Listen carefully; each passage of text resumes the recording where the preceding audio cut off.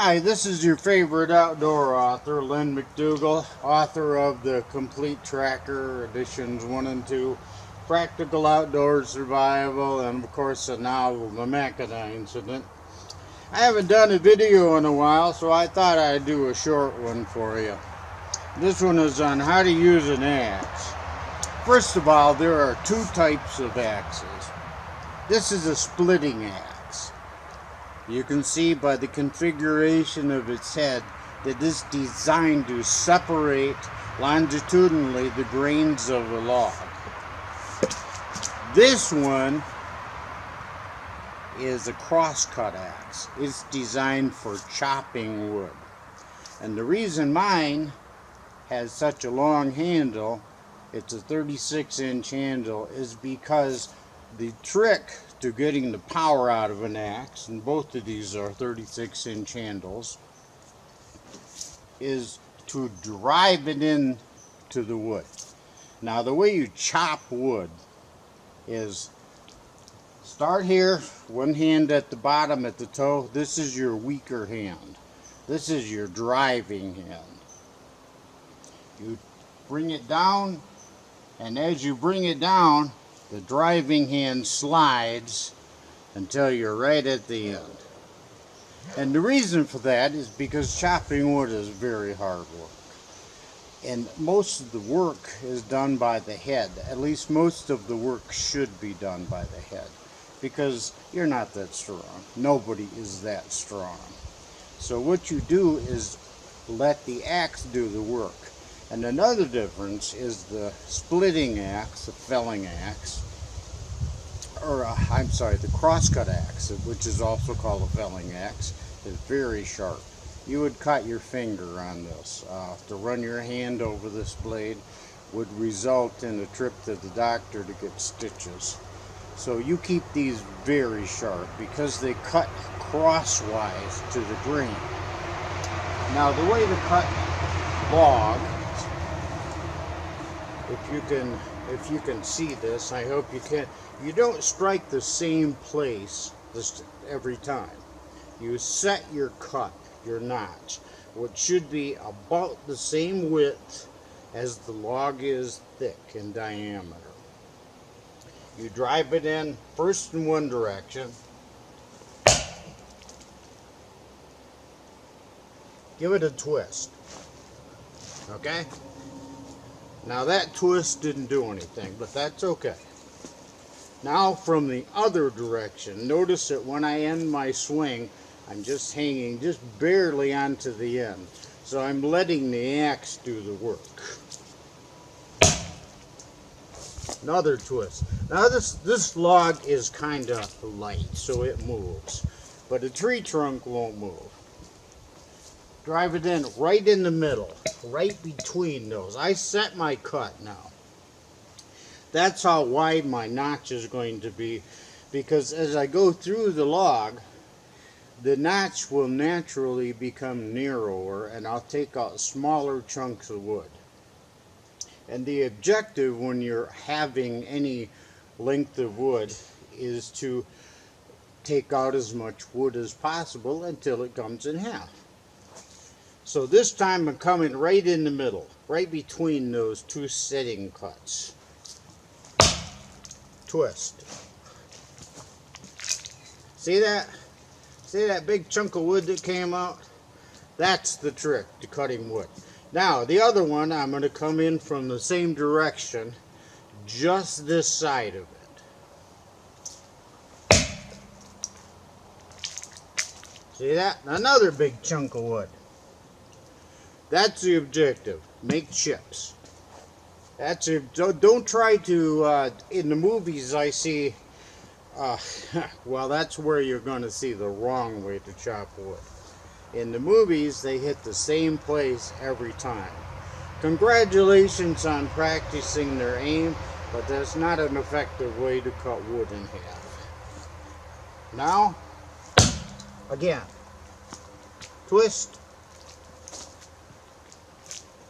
See that is coming loose, and axe handles do a little work because you see there's a twist. That's how you get them out.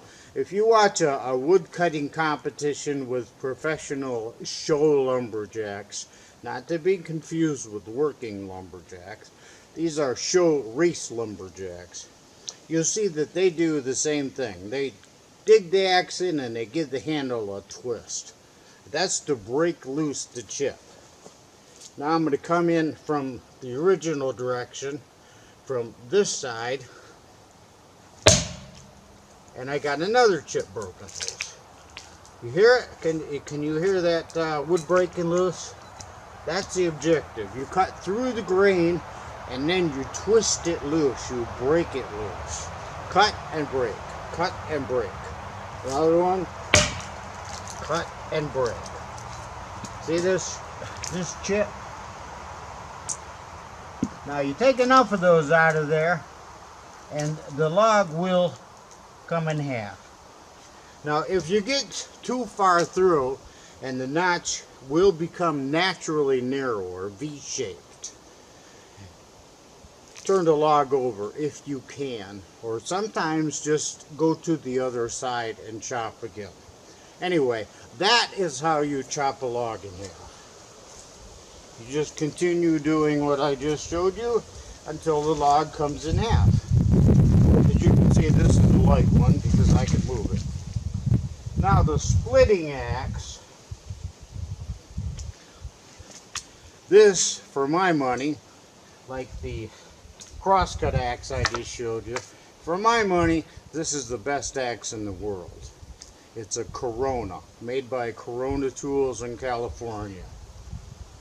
It's actually probably made in China, but for my money, this is the finest crosscut axe in the world. It's got a fiberglass core with a polyethylene shape. The fiberglass is for strength, and the polyethylene allows it to take an impact without breaking. This one is a little different. This is a Fiskars, also Gerber. You may recognize the Gerber name more than Fiskars. This has a hollow handled carbon fiber haft. Slightly different mounting system. The head fits into the haft.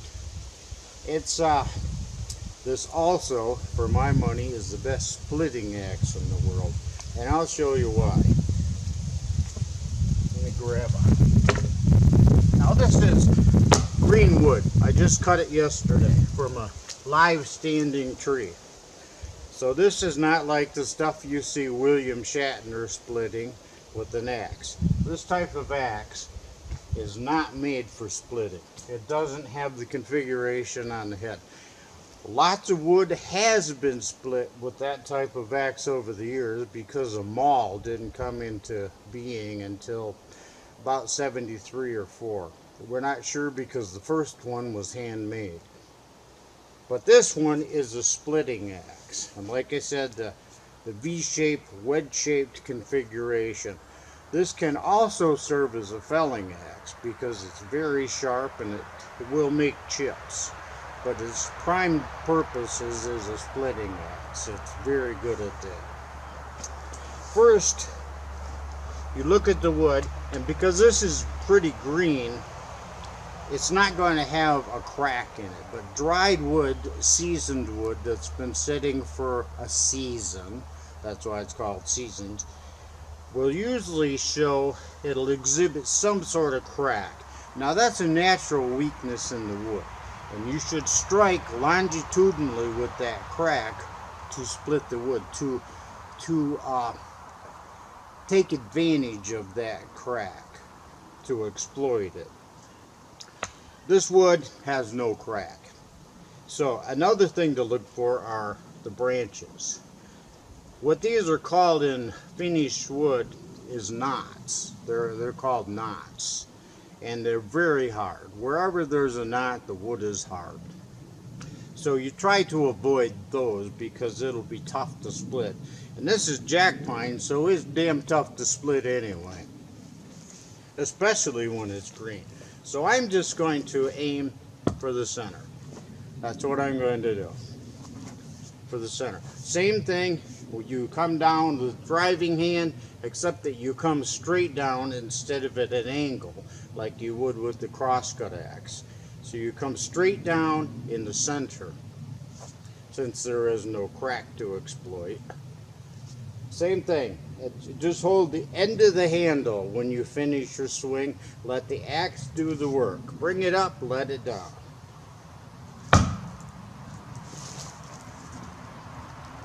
Crack has started there.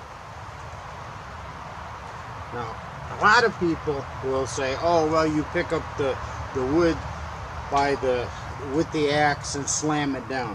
That's fairly inefficient. It's a good way to get the axe unstuck, which is hard to do. To do that, if your axe is stuck in wood, give it a smack with your hand, because you can pull on it all day until you wear out, and it's very difficult to pull free. Same place, same place. There you go. As you can see, it's splitting. Now, I don't usually waste any more time on that side, because the power I use on the other side to quarter the wood will probably be sufficient to break the fibers. Although, as I said earlier, this jack pine is very tough stuff. It fights you with every fiber of its wood.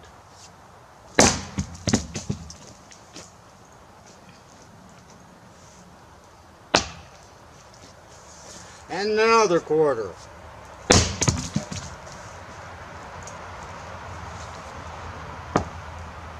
And since that didn't split easily, another quarter. As you can see, it's very fibrous. Jack pine likes to hang together and fight you. Well, that's been a lesson in crosscut axes and splitting axes, and I hope you've enjoyed this. I hope it's been at least a little edifying, and I'll try to get another video out to you pretty soon. This is Lynn McDougall, your favorite author of the Mackinac Incident, the novel, my only novel so far, and my new book coming out, Modern Lumberjacking, which I think you'll like. It has all of this information and a load more that could be valuable for the do-it-yourself lumberjack. My brother-in-law was recently killed by a falling tree, and the book is in his name. It's dedicated to him, even though his family doesn't really like that, because they think I'm a cold creep for doing it, but I don't want to see anybody else get killed. About 100 lumberjacks a year die, and they're professionals. About 1 out of 1,000. So don't be one of them, okay? This is Lynn McDougall, and this is the end of this video. I hope you enjoyed it. Bye.